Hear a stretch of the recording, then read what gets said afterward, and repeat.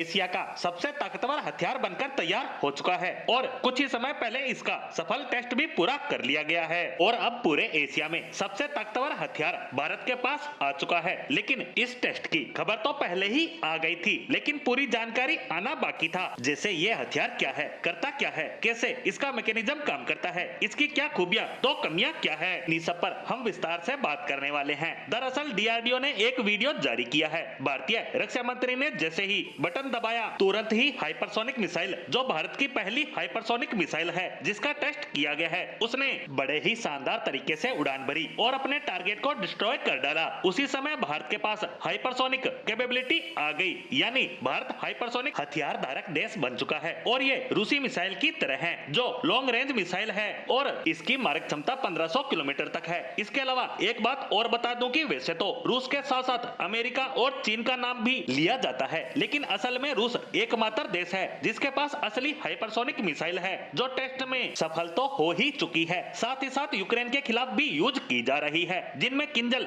Avant-garde और Zircon मिसाइलें शामिल हैं। इसके अलावा ना तो अमेरिका के पास ना चीन के पास ऐसी कोई मिसाइल है, लेकिन इन्होंने हाइपरसोनिक टेस्ट जरूर किए हैं जिसमें दोनों ही देश नाकाम रहे हैं। ऐसे में भारत रूस के बाद दूसरा देश बन गया है जिसके पास असल में हाइपरसोनिक मिसाइल है। हालांकि कागजों में चीन और अमेरिका के पास भी ऐसी मिसाइल है जिनका धरातल पर कोई वजूद नहीं है और उनको ऐसा करने में 2 से 3 साल और लग सकते हैं। हालांकि कुछ महीनों पहले चीन को लेकर हल्ला मचा था कि उसने हाइपरसोनिक टेस्ट कर लिया है, बस उसकी मिसाइल अपने टारगेट से 40 किलोमीटर दूर जाकर गिरी है। ऐसे में उसका चीन को क्या फायदा होगा यह तो वही जाने, लेकिन रूस के बाद भारत दूसरा देश बन गया है जिसके पास हकीकत में ये मिसाइल मौजूद है। हालांकि अभी तक इस मिसाइल के नाम के बारे में कोई जानकारी सामने नहीं आई है, इसीलिए इसे HGV यानी हाइपरसोनिक ग्लाइडिंग व्हीकल कहा जा सकता है। वहीं अब बात करते हैं इसके टेक्निकल एक्सपर्ट्स की, तो देखिए इस मिसाइल का फिलहाल जो टेक्निकल स्ट्रक्चर है वो इस तरह है कि यह